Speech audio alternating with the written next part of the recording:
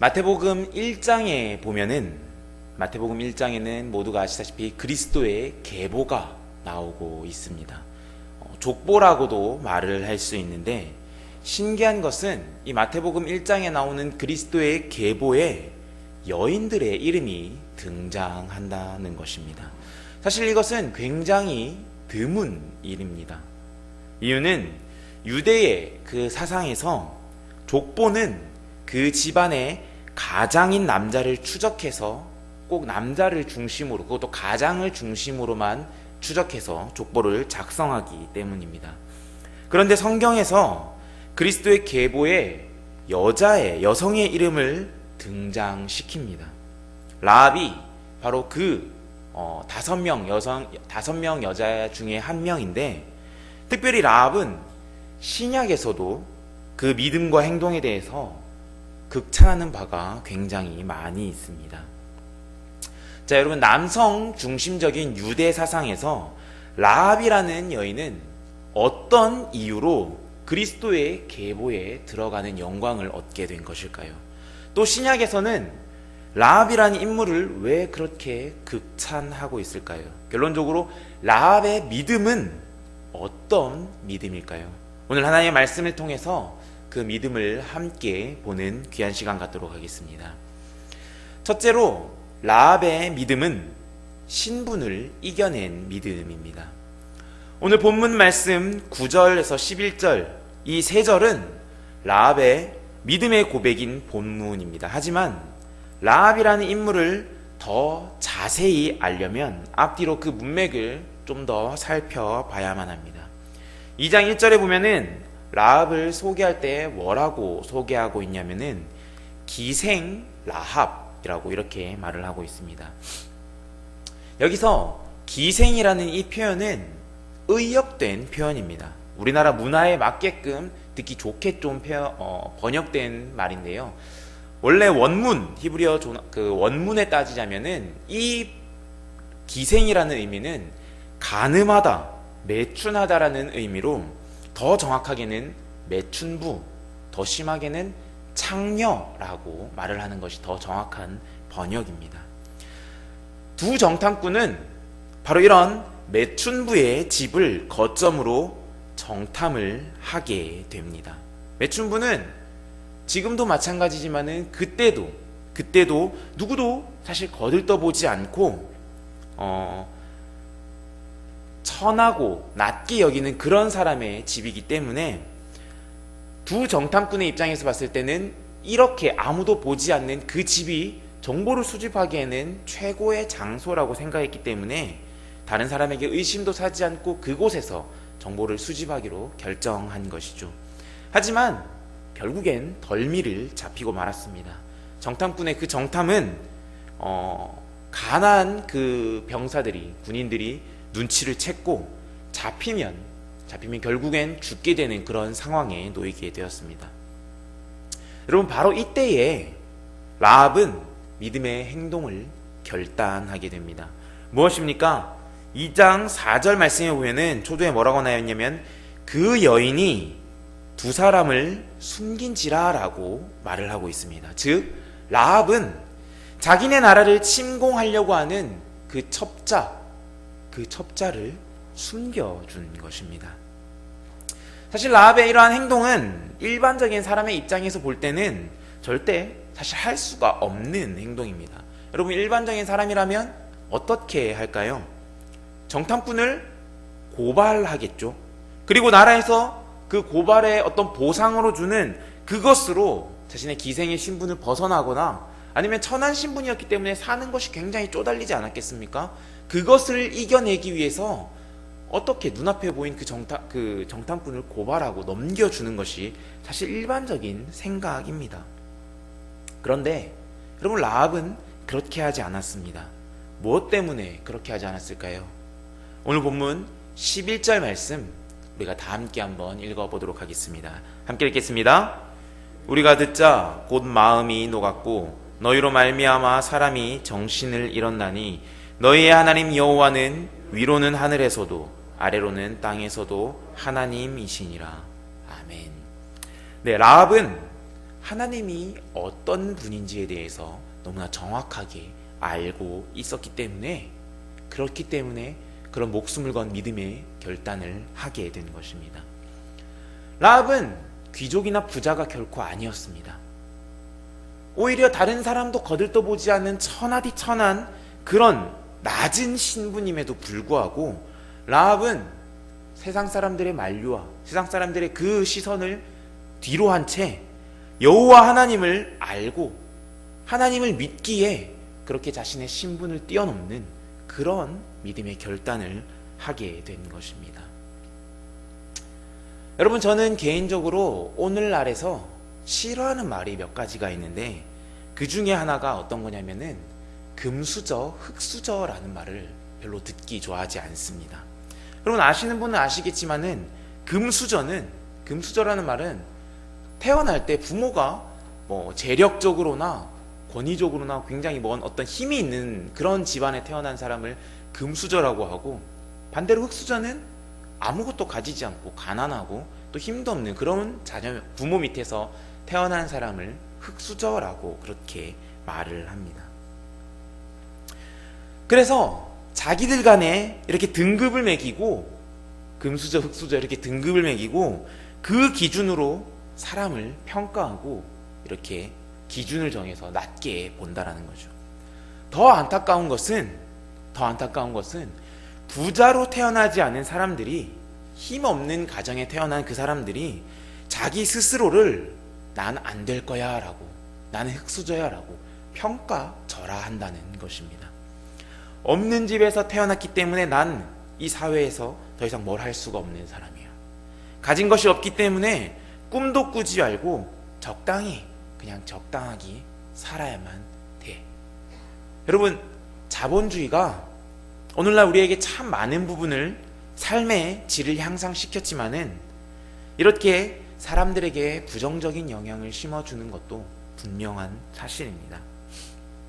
여러분, 근데 한번 생각해 보시기 바랍니다.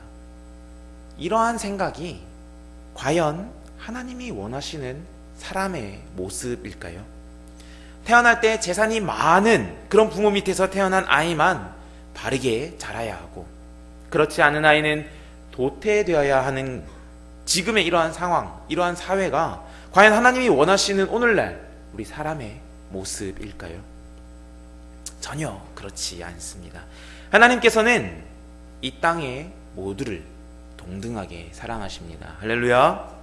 많이 가진 사람만 사랑하는 것이 아니라, 또 적게 가진 사람은 사랑하지 않는 것이 아니라, 하나님은 모두를 신분과 상관없이, 어떤 것과 상관없이 동등하게 사랑하신다라는 것이죠. 라합의 신분은 사실 그 신분만을 놓고 본다면 하나님의 은혜를 입을 수가 없는 사람입니다. 신분만으로만 놓고 본다면 당시에도 가장 천한 그런 매춘비였고, 또 다가올 전쟁에서는 이방인이었기 때문에 살아날 여지가 없는 그런 사람이었죠. 하지만 여러분, 어떻습니까? 라합의 믿음은 자신의 신분에 제한되지 않았습니다. 이방인이나 매춘부라는 그 신분에 자신의 믿음 또한 제한시키지 않은 것입니다. 하나님의 위대하심과 작정 앞에서 자신의 신분이 천하다라는 그 이유만으로 포기하거나 방관하지 않았다라는 것입니다. 신분을 뛰어넘는 믿음의 행동을 라합은 그렇게 보인 것입니다. 사랑하는 성도 여러분, 자신의 지금의 모습을 뛰어넘는 그런 믿음의 사람이 되기를 바랍니다. 하나님께서는 저와 여러분을 통해서 지극히 크고 위대한 일을 계획해 놓고 계십니다. 믿으십니까? 세상 속에서 하나님의 영광을 드러낼 위대한 그 일을 우리를 통해 계획하고 계십니다. 다만 그 하나님의 위대한 계획을 제한하는 것이 딱 하나가 있는데, 그게 뭐냐면 우리 스스로가 안 된다라고 부정하는 것입니다. 우리 스스로가 나는 안 돼, 나는 안 되는 사람이야 라고 제한하고 낮추는 것입니다. 그렇다라면 그런 사람에게는 하나님이 그 계획이 있을 수가 없습니다. 믿음으로 하나님의 역사를 바라봐야만 세상을 뛰어넘는 하나님의 그 역사를 바라볼 수가 있는 것입니다. 그것이 바로 하나님께서 우리를 들어 사용하시기 위한 가장 기초, 가장 기본이라는 것입니다. 여러분, 하나님의 도우심을 의지해서 주의 일에 동참하시기 바랍니다. 신분을 뛰어넘는 라합의 믿음이 우리 안에도 함께 하기를 바랍니다. 그래서 하나님의 놀라운 계획에 우리 모두가 함께 일조하는 우리 모든 하나님의 자녀들, 성도들 되시기를 간절히 바랍니다. 두 번째로, 라합의 믿음은 상황과 환경을 이겨낸 믿음입니다.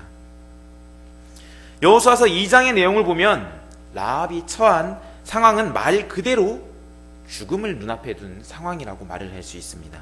만약에 여러분, 자신의 나라를 배신한 그 상황을 가나안 왕이 알았다면 죽음을 면키 어려운 상황인 것이 분명하죠. 가나안 왕의 입장에서 볼 때 라합의 죄는 굉장히 무겁습니다. 첩자를 집에 들였다라는 것 그 자체만으로도 명백히 반역을 도운 행위이죠. 이미 이것만으로 놓고 봐도 라합과 그의 가족은 죽음을 피할 수가 없습니다. 하지만 라합은 거기에서 멈춘 게 아니라 첩자를 찾아온 그 사람들에게, 그 군인들에게 거짓말까지 했습니다. 오늘 본문 4절과 5절 말씀을 우리가 함께 한번 보도록 하겠습니다. 여호수아서 2장 4절과 5절 말씀입니다. 함께 읽겠습니다. 시작. 그 여인이 두 사람을 이미 숨긴지라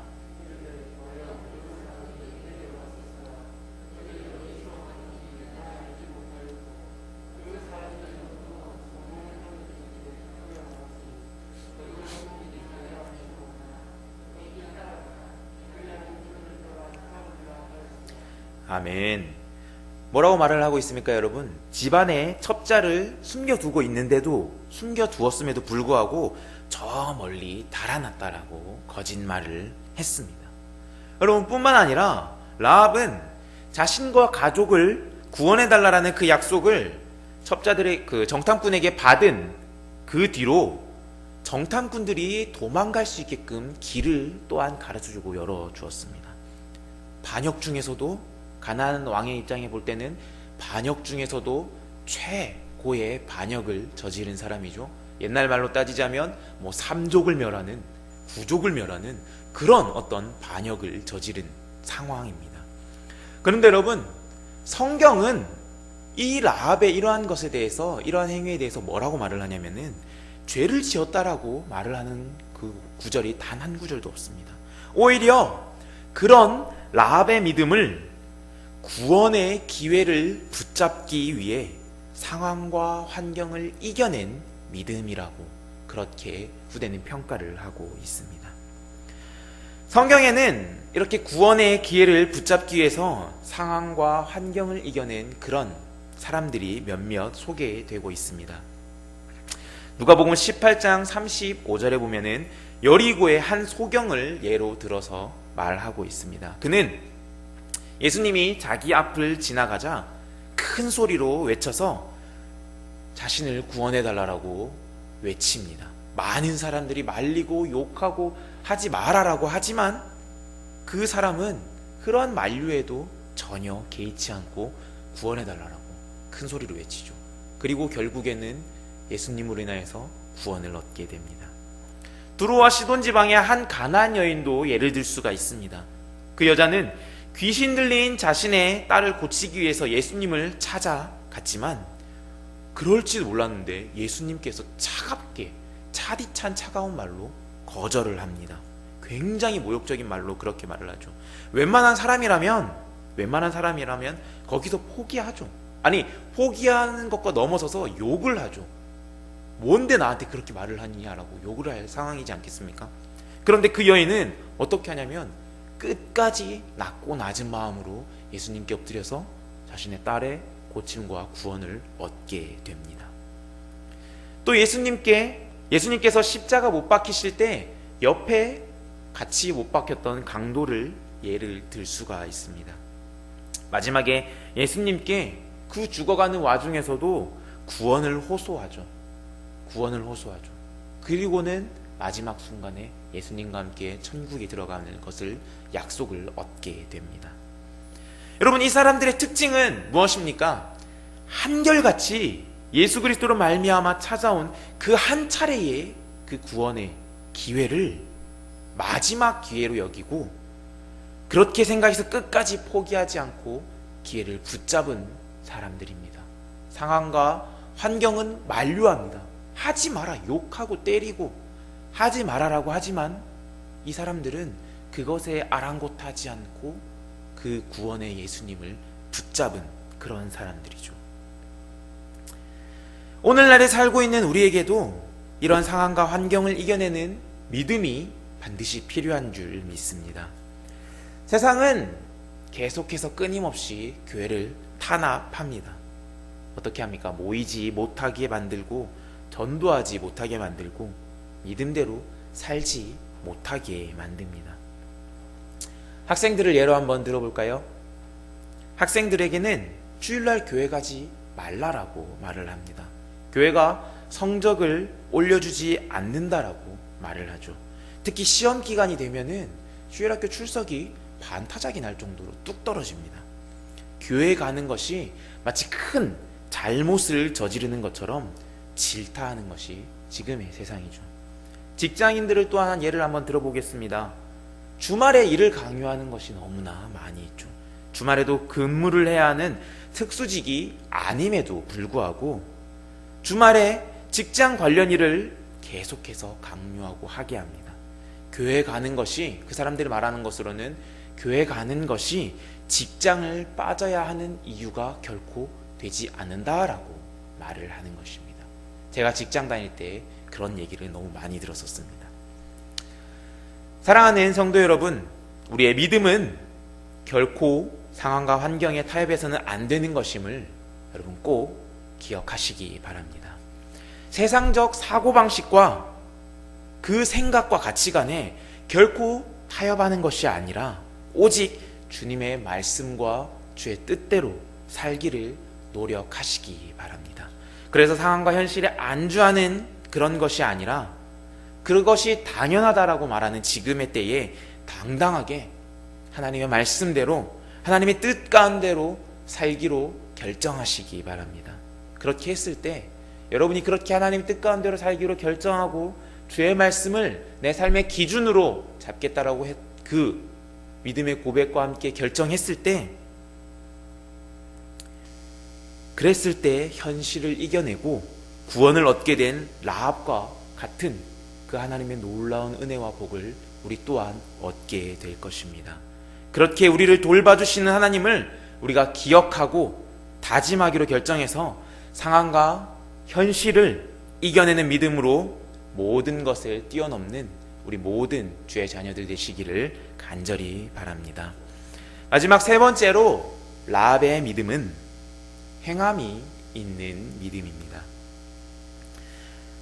2장 1절을 보면은 정탐꾼들은 라합의 집에 유숙하였다라고 말을 하고 있습니다. 그런데 히브리서 11장 31절에 보면은 히브리서 기자가 뭐라고 말을 하고 있냐면, 라합은 정탐꾼을 평안히 영접하였다라고 말을 하고 있습니다. 또 야고보서 2장 25절에는 라합이 정탐꾼을 극진히 접대하였다라고 말을 합니다. 이는 정탐꾼이라는 그 대상이라는 특징을 놓고 봤을 때는 결코 인간적인 호의나 혹은 두려움으로 인해서 그렇게 라합이 한 것이 결코 아님을 알 수 있습니다. 그렇다면 라합의 이러한 호의는 무엇 때문일까요? 라합은 온전히 여호와 하나님에 대한 소식을 듣고 그 정탐꾼을 영접하는 것을 하나님 영접하는 것 같이 그렇게 한 것입니다. 오늘 주제 본문 함께 다시 한번 읽어보겠습니다. 2장 9절에서 11절 말씀 우리가 다 함께 한번 읽어보겠습니다. 시작.